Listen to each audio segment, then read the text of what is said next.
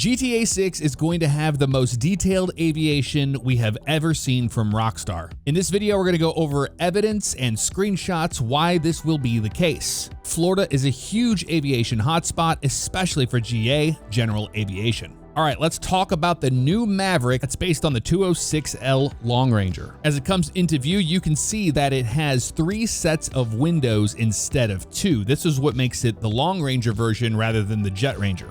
This means more seating. In real life, it seats a total of 7. Now, between 1974 and 1979, wire strike accidents accounted for 8% of United States Army aviation aircraft damage, 6% of aircraft-related injuries, and 16% of aircraft-related fatalities. In 1980, Nelson Chan invented the wire strike protection system. It is effective when the helicopter strikes the wires at an angle of less than 90 degrees and at speeds of more than 30 knots. The system is designed to cut a 3/8-inch steel cable with a braking strength of 12,000 pounds. So I am quite pleased to see this finally modeled on the Maverick.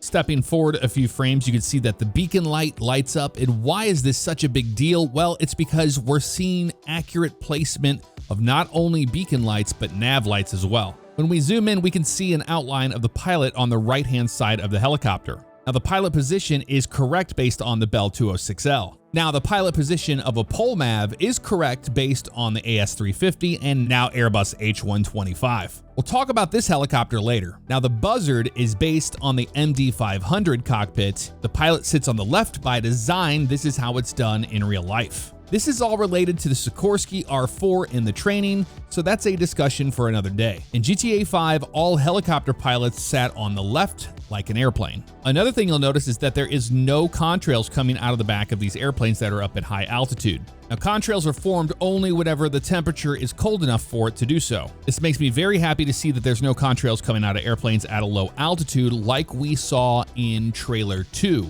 In Trailer 2, when Jason goes to pick up Lucia, the 7.4 that is close to the ground is creating contrails. This is incorrect. Going back to the Maverick, you can see on the right-hand side here, this is a green nav light. What does that mean? Well, it means that we are looking at the helicopter's right side. Very similar to boats, we can see a red nav light on the left side indicating that this boat is moving that direction. We see a green nav light down here. That's saying that I'm going this direction. With that out of the way, let's look at this airplane out in the distance, and we'll talk about that in a second because it does have 2 engines and it's the first time we've seen this airplane.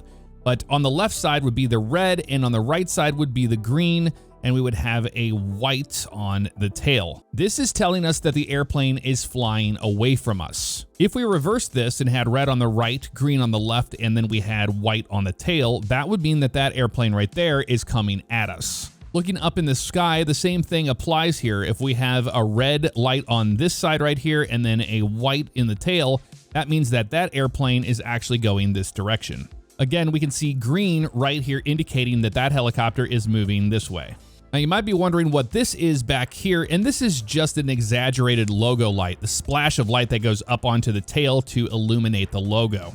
And here we can see both of those splash lights that would be going towards the tail, but it's exaggerated. More than likely, this is just an LOD issue, similar to what we see down here on the Ferris wheel, but we'll talk about that in the next video. So to recap, if we have green and we have red like this, that means that the airplane is coming towards us. If we have red on the left and green on the right, that means that the airplane is flying away from us. A single green light just means that the airplane is going to the right. A single red means it's going to the left. All right, so let's reverse this all the way back to the very beginning and look at this airplane right here. 2 big engines on this and a giant wingspan on it, indicating that it's a 777 and or a A330 style airplane. What's exciting about this is as we step it forward, you'll see that those lights go away. So that's telling us that the wingtip strobes are actually in the correct position, unlike GTA 5 where they were just nav lights that would strobe. So looking at this image, we can see that the yellow airplane on the left-hand side is actually landing on the cross runway, whereas the airplane on the right in the red is landing on the western runway. Looking at this diagram of Miami, this is a rough estimate of where they are located. The red airplane is going to be landing on runway 26, whereas the yellow airplane is landing on runway 30. Looking at the GTA 6 mapping project, you can see how the airport has been modeled so far. This is proof of the cross runway from what we know as mappers. And can they do this in real life? Absolutely. Thanks to LASSO, Land and Hold Short Operations. This method is used at airports like Miami. Air traffic controllers can authorize 2 aircraft to land simultaneously on crossing runways, provided the first landing aircraft stops or holds short of the intersecting runway intersection point before the second aircraft crosses it. We'll see how Rockstar actually ends up modeling this. Now let's go to an older screenshot showing the Shamal. The Shamal is based on the Learjet 45 or the 45 XR, without the delta fins on the back. In this screenshot, we can see a lower but accurate tail number on the airplane. Looking at the tail, we have a 76 on the back of it. This is a throwback to the Learjet 45 house livery. You can see it has the same engine shape and it even has the reverser buckets. Looking at the winglets on the airplane, we can see 3 static wicks. Now these are devices used to remove static electricity from the airplane in flight. Winglets themselves help with altitude, performance, and fuel range. Now it's crazy to see this kind of detail in a Rockstar game. Have a look at the landing light splash and the beacon placement. We can also see there's no nav lights that are bleeding through off of the wingtips. Looking towards the front of the airplane, we can see the pitot tube and the stall vane. Now the pitot tube is the primary sensor for airspeed indicators. A stall vane is basically a lift transducer. As the airplane's angle of attack increases, the change in airflow pushes that vane upward, triggering the cockpit stall warning horn and stick shakers. What's unique about this wing shape on this airplane is that the wing is efficient enough that it does not require leading edge flaps or slats. Now you might be wondering what these little spikes are on the front of the wing here on the leading edge. These are wing-mounted probes served as backup pitot tubes. Another really cool detail is that we see all these little circles along the wing here. These are just wing inspection panels under the wings for maintenance. Now looking at the tail of the airplane again, we can see this fin sticking off the side of it. Now these are generally vortex generators, and vortex generators on a tail manage airflow at high angles of attack, ensuring rudder is effective and it prevents loss of control at slow speeds. Now some models of the Lear 45 had a VOR localizer antenna placed here. Taking a look at the gear doors themselves, you can see they're very, very similar to what you would see on a Learjet 45. Now looking at this section of the wing itself, we can see this part of it. This is the flaps that are coming down. This is simply to increase lift and add drag. This is what you see when airplanes are landing. And we even saw this modeled in GTA 5. What is intriguing to me is this part of the wing right here is not coming down flush with the flap itself. It's staying as the wing surface. This right here is just simply a spoiler, which is deployed up in the vertical position whenever the airplane lands. And then over here, you can see this is the aileron itself. If you're new to aviation, these two work in pairs.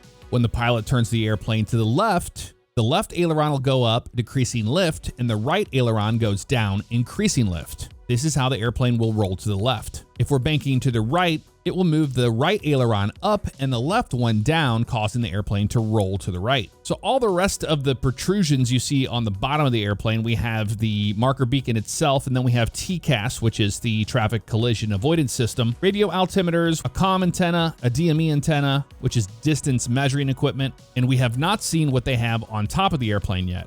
Now let's go back to trailer 2 to look at this airplane right here. This is the jet that was in GTA 5. That's based on the Boeing 747-400 series. And going back to what I was talking about before, you can see these are the contrails coming out of the back of the airplane.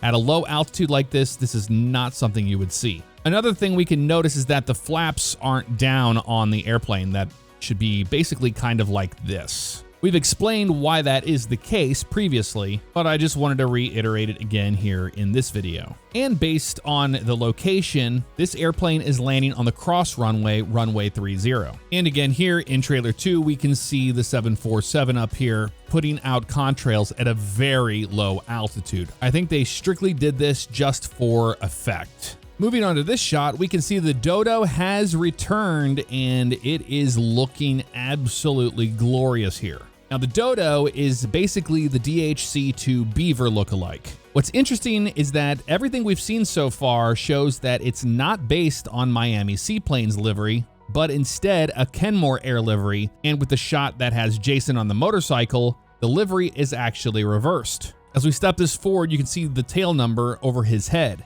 November 57191 Charlie. Now, I looked it up. November 7191 Charlie is actually a deregistered tail number in the FAA database. So maybe Rockstar just put a 5 in front of it, and there's really no reason why it happened. Another really cool thing is this thing right here that is pushed out off of the cowling. This is a carburetor air scoop that's mounted on the engine cowling that's based on a Pratt & Whitney R985 radial engine. Now, what is interesting is that as the airplane moves over the top of the camera, it's just like the old Dodo. We don't have these extra fins on the back. These are rear stabilizers that are normally found by the elevator. Now, the Sea Sparrow has made its way back into GTA 6, this time on the main artwork. This is simply the Sea Sparrow from GTA Online, but also it was in the original Vice City as well. This is based on a Sikorsky or a Schweitzer S300 with a tail section that's from a Bell 47. Looking at the PolMav, it has returned here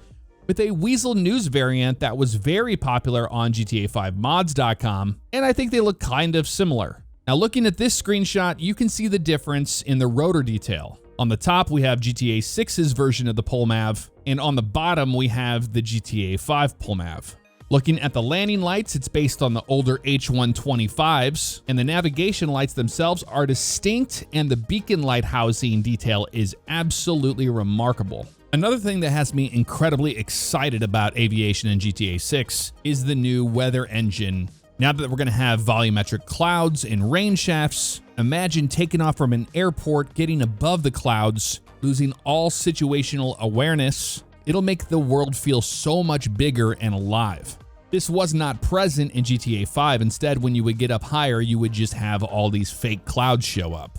This will make the world feel much bigger than it actually is. And I'm wondering if they're going to go back and they're going to use the same technique they did in San Andreas, where we had those little yellow circles that we had to follow to the runway centerline. Either way, I know Rockstar's going to do a fantastic job when it comes to aviation, based on everything we've seen so far. If you want to know what tools I'm using in these videos, I use 6Hub. That is a one-stop shop for everything GTA 6 related. You can check out 6Hub. I have it linked in the description below. This gives you access to the frame analyzer I use in these videos and a whole lot more. It's free to sign up, and you can even win a PS5 before GTA 6 drops. So much aviation-related content to dissect within the coming Trailer 3 and gameplay trailers, but we will get into the new screenshots in the next video. If you saw something I missed and you are just as much of an aviation nerd as I am, let me know in the comments below. Take care.